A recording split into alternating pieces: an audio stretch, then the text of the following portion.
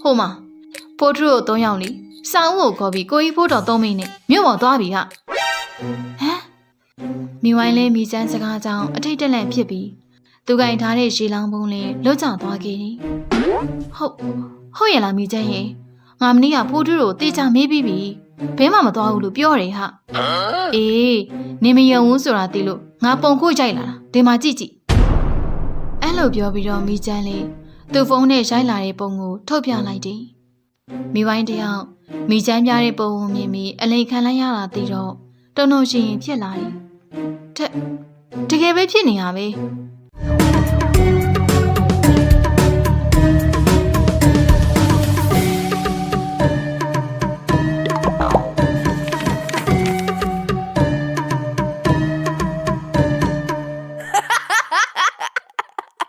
နေဝင်ရှိတရားချင်ရင်ရှာဦးကံမောင်လမ်းပေါ်မှာဖိုးတူတို့အဖွဲသားတွေကစကားလေးတပြောပြောနဲ့ဝင်းနေပွဲတစ်ခုကနေပြန်လာနေခဲ့ကြတာပါတုပ်ဘောတယောက်ကတော့ဝင်းနေပွဲမှာစားထားသမျှ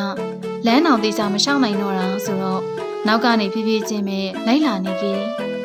မိဝိုင်းကသူ့လဲထားတဲ့အိတ်ကိုပကုံးမော်ပြန်တင်လိုက်ရင်လည်းစကားဆလိုက်တယ်မိုင်းအေးပုံတို့ကြီးရဲ့ကြက်စီတမီးဟာရှယ်ကောင်းတော့ပဲနော်ပုံစံကလေတာမန်ပဲဆိုတော့အရသာကိုရှော့တွက်မိလိုက်တာငါလေနှစ်မကန်တော့ကုံသွားတယ်ဖိုးတူကမိဝိုင်းရဲ့ပြောကိုသဘောကျလို့ရှိလိုက်တယ်ဟာတို့မိဝိုင်းတို့ဒီတကအကြိုက်တွေးခဲ့ပုံပဲဟေးဟုတ်ပါဖိုးတူရငါတော့လေမိဝိုင်းစားနိုင်လို့အဲ့မှာအော်တယ်မလီငါ့ကိုကြည့်လှုပ်ပြောမနေနဲ့နော်နောက်ကလိုက်ခဲ့တဲ့တုပ်ဘောကိုဘယ်နှမကန်စားခဲ့တယ်ဆိုတာမေ့ကြည့်ပါသူတို့တယောက်တကုံပြောနေကြတဲ့စကားကိုအတိုင်းတိုင်းကြားနေတဲ့တုပ်ဘောကလက်ထောင်လိုက်တယ်အဲ့ဒါကိုလှမ်းမြင်လိုက်တဲ့ငပိယဟမ်မင်းငါးဘကန်တော့စားလာခဲ့တယ်ဟဟလားဟာမဟုတ်ပါဘူးငါရှူးပေါက်ခြင်းနေရမအောင်နိုင်တော့လို့ခဏဆောင်မိကြဘူးပြောချင်တယ်ဟာထိုးတုပ်ဘောကတော့ဟေးအိမ်တော်မရောက်နိုင်တော့ဘူးပဲတော်မြန်မြန်လဲတော့ထွက်ကြနေအောင်မအေးခဏလေးနော်ငါခြုံတိုးလိုက်အောင်မယ်ဒါနဲ့တုပ်ဘောလေးပစိုးမှပြီးတော့ထွက်ပြေးသွားတော့အဲ့ဒီအချိန်လမ်းမေးမှာအိတ်နေရဲ့ခွေးကအနက်ခံပြီးတော့မိဝိုင်းနာကိုရောက်လာခဲ့တာပါဟဲခွေးလေးကငါ့နာကိုလာကတ်နေပါလားအနက်တစ်ခုရလို့နေတူရဲ့ဟာဖိုးတူစကားမစုံလိုက်ခင်ခွေးလေးကမိဝိုင်းလွယ်ထားတဲ့အိတ်ကိုကိုက်ဆွဲပြီးတော့ထွက်ပြေးသွားတော့တယ်ဟဲငါ့ဟဲ့လို့ကြပါဦးငါ့ပါသွားပြီအဲ့ဒါကိုမြင်လိုက်တဲ့ငပိန်လေးခွေးနောက်ကိုအပြေးလိုက်သွားခဲ့တော့တယ်တုပ်ဘောကမိဝိုင်းတဲ့ကြားချင်းပစိုးမလို့ပြေးလာခဲ့ပြန်တာပါမိဝိုင်းဘာဖြစ်တာလဲမိဝိုင်းအိတ်ကိုခွေးဆွဲသွားလို့ဟာဟမ်ဘလို့ဖြစ်တာလဲမိဝိုင်းကတော့သူ့အိတ်ကိုစိုးရိမ်တကြီးနဲ့မျှော်နေခဲ့တာပါအဲ့ဒီအချိန်ငပိန်ကမိဝိုင်းအိတ်ကိုကင်ပြီးတော့ပြန်ရောက်လာခဲ့တယ်မိဝိုင်းနေအိမ်မှာကြက်သားစီပေးထားတာလားဟာအဲ့ဒီနဲ့ကြောင့်တင်နေခွေးဆွဲသွားတာခုလေနေရဲ့အကောင့်တိုင်းမရှိတော့ဘူးဟာမိဝိုင်းလေးငပိတ်စီကနေသူ့အိတ်ကိုယူကျင်းလိုက်တော့သွားရည်နဲ့ပေါက်ပြင်းနေရကိုမြင်လိုက်ရတာပါငါနှမျောလိုက်တာဟာဒီအိတ်ကငါ့အမေလက်ဆောင်ဝယ်ထားပေးတာဟာငါဘယ်လိုပြန်ပြောရမှန်းတော့မသိတော့မိဝိုင်းစင်မကောင်းဖြစ်နေရမြင်တော့ဖိုးတူတို့3ယောက်သားမျက်နှာငယ်လေးနဲ့ရှိနေကြတော့တယ်ညဘက်ရောက်တော့ငပိန်နဲ့တုပ်ပေါ်လေးဖိုးတူတို့အိမ်မှာရှိနေကြတာပါဖိုးတူကဂရင်ပေါ်မှာထိုင်ရင်တခုခုအလေးနဲ့တွေးနေရကငါစဉ်းစားမိတာတခုရှိတယ်ဟာငါတို့လေမိဝိုင်းရဲ့ပျက်စီးသွားတဲ့အိတ်စာပြန်ဝယ်ပေးကြမလားဟုတ်တယ်ငါလည်းအဲ့ဒါပဲတွေးနေရမိဝိုင်းမငါတို့ရှေ့မှာမငိုတာတင်နေခုချိန်လောက်ဆိုသူ့အိတ်ကိုကြည့်ပြီးတော့ငိုနေလောက်ပြီဒါနဲ့မော့ကိုငမ်းမြစားနေတဲ့တုပ်ဘောဟာငါတို့မိဝိုင်းကိုအိတ်စားပြန်ဝယ်ပေးရတော့ဟုတ်ပါပြီမိဝိုင်းရဲ့အကြိုက်ကိုငါတို့ကဘယ်လိုသိမှာလဲအဲ့ဒါများဘာခက်တာမှတ်လို့မိဝိုင်းခုလွယ်ထားတဲ့ပုံစံပဲထပ်ဝယ်ပေးလိုက်ရပြီလေကွာမိဝိုင်းလွယ်ထားတဲ့အိတ်ပုံစံမတွေ့ခဲ့ရောအဲ့ဒါပြောတာလေငါတို့ကမိန်းကလေးတွေရဲ့အကြိုက်ကိုဘယ်လိုသိမှာတော့ဒါဆိုငါသိပြီငါတို့စောင်းကိုအကူညီသွားထောင်းကြမလားငပိတ်ကြလည်းမစိုးဘူးကွာအဲ့လိုလုပ်တာပိုကောင်းမေထင်တယ်နောက်နေ့မနေ့ရောက်တော့စောင်းလေအိမ်ရှိမှတပည့်စည်းလင်းရင်းနဲ့ရှိနေခဲ့တာပါ အဲ့ဒီရဲ့ချင်းဖိုးထုတို့၃ယောက်သားကစာအုပ်နာကိုရောက်လာခဲ့ကြတယ်စာအုပ်အတွေ့ပေါင်းများစွာနဲ့တပြက်စီလဲနေတဲ့စာအုပ်လေးဖိုးထုခေါ်တန်ကြတော့လန့်သွားခဲ့တယ်အမလီဟာလန့်လိုက်တာဖိုးထုရဲ့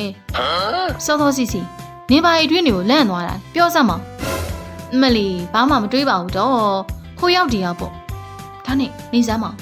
နင်းတို့ကတူတူဆန်းဆန်းငါစီလာလို့ပါလားမိဝိုင်းရောမိဝိုင်းမသိအောင်လို့နင်းစီကိုတမင်လာခဲ့တာဟာဘာလို့လဲ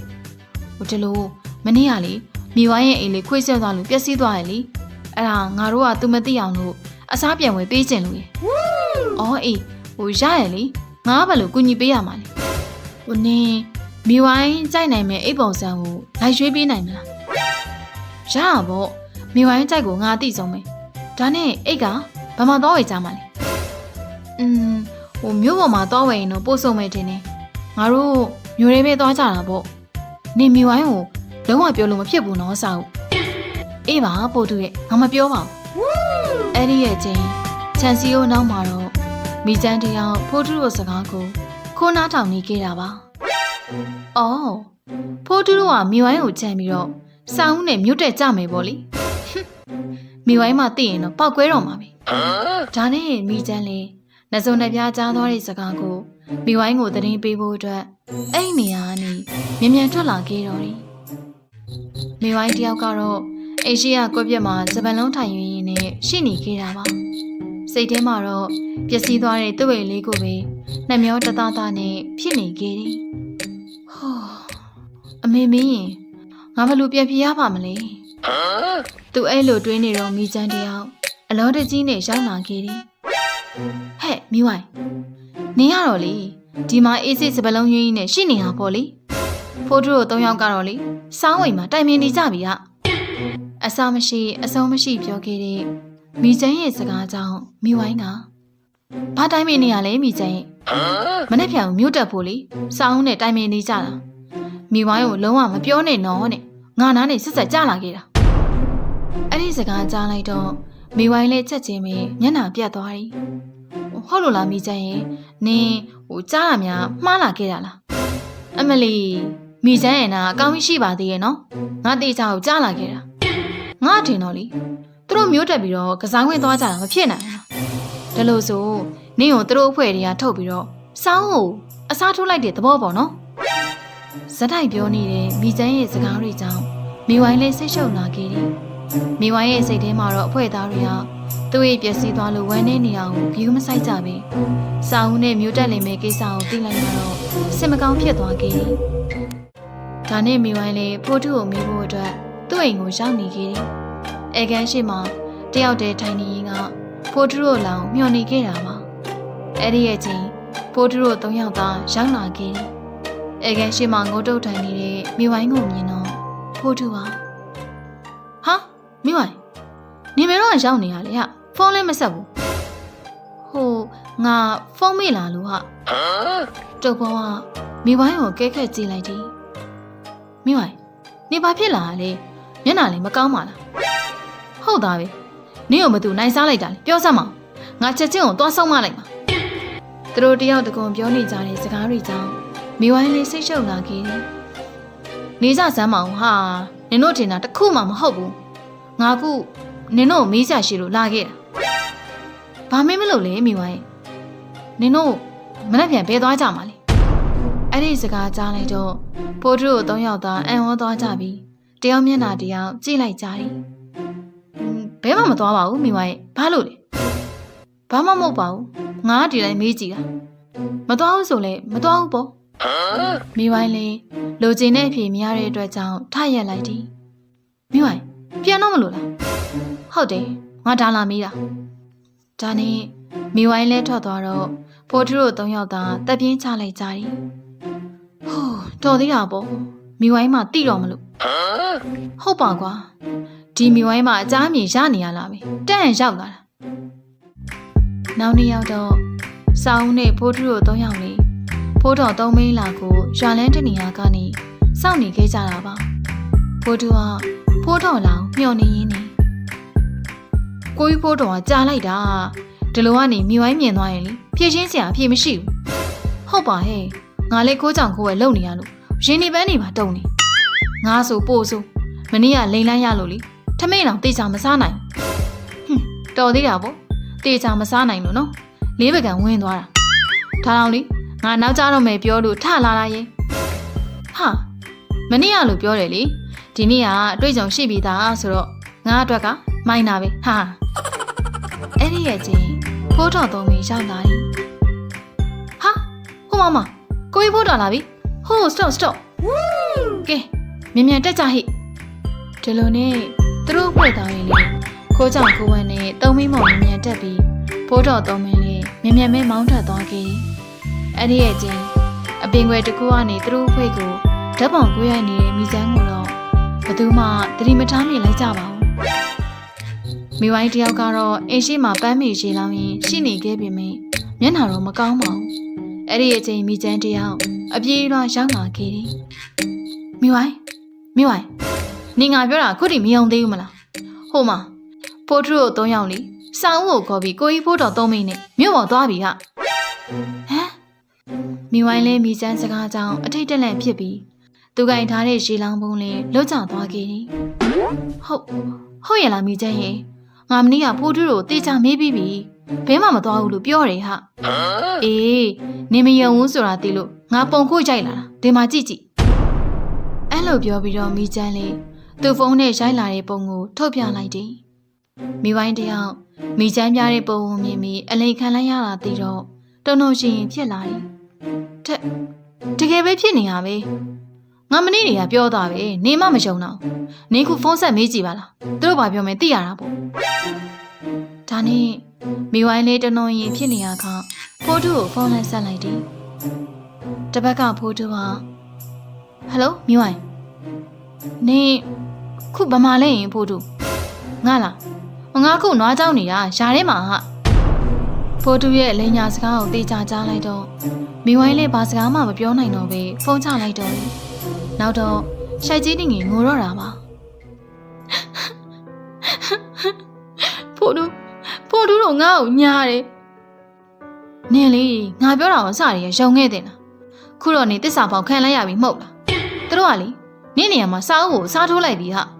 လက်ခံတင်တာလက်ခံလိုက်ပါမိဝိုင်းရအဲ့လိုပြောပြီးတော့မိချမ်းလေးမိဝိုင်းရဲ့ပကုံးကိုပုတ်ပြီးနေကြတော့တယ်နင်တို့ဖွဲ့ကနင့်ကိုအလိုမရှိတော့ပြင်မဲ့ငါအလိုပါတယ်ဟာငါနဲ့အတူပေါင်းကြမယ်နော်ဖိုးထူတော့မကောင်းငါ့ကိုညားတယ်မိချမ်းကတော့မိဝိုင်းကိုနှစ်သိမ့်ပေးနေပေမဲ့စိတ်ထဲမှာတော့မိဝိုင်းတို့ဖွဲ့ကွဲသွားတာကိုကျဉ်နဲ့နေခဲ့တာပါတပတ်မှာတော့ဖိုးထူတို့ဖွဲ့သားတွေကအိတ်ဆိုင်မှာမိဝိုင်းအတွက်အိတ်တွေရွေးနေခဲ့ကြတယ်တုပ်ပေါ်ကတော့အိတ်တွေကိုကြည့်ရင်မူးနောက်လာခဲ့တော့တယ်အိတ်တွေကအများကြီးဆိုတော့ငါရွေးရင်းနဲ့ခေါင်းကိုက်လာပြီငါဆက်ပြီးမရွေးနိုင်တော့အချွေတောက်မှရတော့မှာဟာအချွေလေးတောက်ဝဲတောက်လိုက်အောင်မယ်နော်အဲ့လိုပြောပြီးတုပ်ပေါ်ကဆိုင်ထဲကနေထွက်သွားတယ်တုပ်ပေါ်ခေါင်းကိုက်တာဗန်းပြပြီးတော့အချွေသွားတောက်နေတာဖိုးထူးနဲ့စာဦးကတော့အိတ်တွေကိုတေချာရွေးရင်းနဲ့ရှိနေခဲ့တာပါစာဦးဟိုအိတ်လီရောဘယ်လိုနေလဲဒါကမိဝိုင်းကြိုက်မဟုတ်သေးဘူးဟာနေပါဦးငါတေချာကြည့်လိုက်အောင်မေဒီလိုနဲ့စာဦးလေတေချာကြည့်နေရင်နဲ့ပန်းစီအောင်ဝေါ်လက်အိတ်လေးကိုတွေ့သွားခဲ့တယ်ဟာတွေ့ပြီဟိုအိတ်လီကမိဝိုင်းကြိုက်ပဲဟာတကယ်လားအဲ့ဒါဆိုဒါလေးပဲဝယ်ပေးလိုက်ကြတာပေါ့နောက်ဆုံးမှာတော့မိဝိုင်းရဲ့အတွက်အိမ်ရွေးကြတဲ့အခန်းလေးပြီးဆုံးသွားခဲ့တော့တယ်ညနေပဲရောက်တော့မိဝိုင်းလေးမိချမ်းနဲ့တူကိုပြစ်မှာထိုင်နေရှိနေခဲ့တာပါမိချမ်းကတော့မိဝိုင်းဘေးကနေရက်တောင်ခတ်ရင်းနဲ့အာပါတရဂုံချုံးနေခဲ့တယ်တွေ့လားမိဝိုင်းငါပြောတာပဲလိန်နေမဲသိလို့လေနေဖုန်းဆက်တာတော့ဖိုတူထက်လိန်ခဲ့တာပဲကြည့်စောင်းနေလေမြို့ပေါ်ကစားခွင်းမှာပျော်နေကြပြီနေမှာငါမရှုံနိုင်သေးဘူးမိချမ်းဟာဖိုတူကငါ့ကိုဘယ်တော့မှမလိန်ဘူးလို့ထင်ခဲ့တာဟာမလီမိဝိုင်းရဲ့ယောက်ျားတွေကတလို့ပဲဟဲ့စောင်းကချစ်စရာလေးဆိုတော့သူတို့အတွက်စမ်းလို့နေမှာပေါ့ဒါမို့လေအဖွဲတဲသွင်းတာစောင်းကိုလေကြည့်အောင်လေနေ့ရှိမှာတော့တငယ်ချင်းလို့နဲ့ကွက်ရမှာလေဖိုးတူနဲ့နေ့အတင်းကြီးပြောနေကြမှာ စာအုပ်ကအဲ့လိုလူမျိုးမဟုတ်ပါဘူးဟာမသိနိုင်ဘူးအေးခုကြည့်လေနင်းအိပ်ပြက်လို့စိတ်ညစ်နေအောင်သူတို့ကနှစ်သိမ့်ပေးရမယ်စာအုပ်ကိုခေါ်ပြီးမျိုးတက်သွားကြတာအဲ့ဒါအဖွဲတွေကထုတ်ပယ်လိုက်ပြီဆိုတဲ့သဘောပဲငါသာဆိုရင်တော့လေဒါလို့တငယ်ချင်းမျိုးလှည့်တော့မကြည့်တော့မိဝိုင်းကဘာမှပြန်မပြောတော့ပြင်စိတ်ထဲမှာတော့ဖိုးထုတို့3ယောက်တောင်းတကယ်ပဲစိတ်နာနေခဲ့တာပါအဲ့ဒီရဲ့ချိန်လမ်းထိပ်ကနေဖိုးထုတို့တန်ကိုကြားလိုက်ရတယ်မြင်ရှောင်ဆမ်းမှာတုတ်ပေါ်ရဲ့ဟဲ့ပြန်လာကြပြီထင်တယ်မလီဟိုမှာကြည်စမ်းမအောင်ဖိုးထုနဲ့ဆောင်ကဘေးချင်းကဲလို့တုတ်ပေါ်ကလည်းလက်ထဲမှာမုတ်ထုတ်ကြီးနဲ့နင့်အတွက်လေဘာမှပါလာဖို့မရအောင်ဒါနဲ့မိဝိုင်းလေကြနေရဲ့မျက်ရည်တွေကိုတုပ်လိုက်တယ်လာပါစီဟာငါတို့ဘာမှပြန်မပြောတော့ကောင်းနေဒါမှငါတငယ်ချင်းမိဝိုင်းကွလုံးဝစကားပြန်မပြောနဲ့နော်တို့လာချောက်ရင်လေနေပါမသွားနဲ့အဲ့ဒီရဲ့ချိန်ဖိုးထုတို့လေ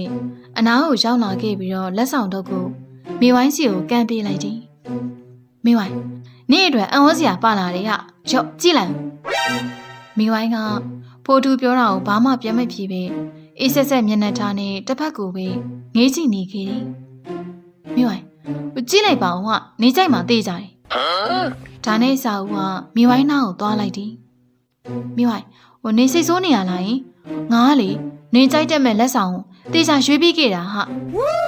မိဝိုင်းကတော့စာဦးကိုတွေးမှမျက်ရည်တွေဝဲကျလာပြီးချက်ချင်းပြန်သုံးလို့မျက်နှာကိုတစ်ဖက်လှည့်လိုက်တယ်တွေ့လားဖိုးထုမိဝိုင်းကလေနင်တို့ရဲ့လိန်ညာမှုကိုတိသွားပြီးစာဦးနဲ့မြို့ပေါ်မှာပျော်ခဲ့ကြတယ်မဟုတ်ခုမှလာခေါင်းမနေနဲ့မိဝိုင်းနင်လည်းစကားပြန်မပြောနဲ့နော်သူတို့ကလေနင့်ကိုအဖွဲတွေကဖြုတ်ချင်နေရမိစမ်းစကားကြောင့်ဖိုးထုလည်းမိဝိုင်းဘာကြောင့်ခုလိုဖြစ်နေရဲဆိုတာရိပ်မိသွားခဲ့တယ်နင်ဘာပြောနေရလဲမိစမ်းငါတို့ကမိဝိုင်းကို surprise လုပ်ဖို့အတွက်မိဝိုင်းကိုမပြောဘဲနဲ့တွားခဲ့တာဟာ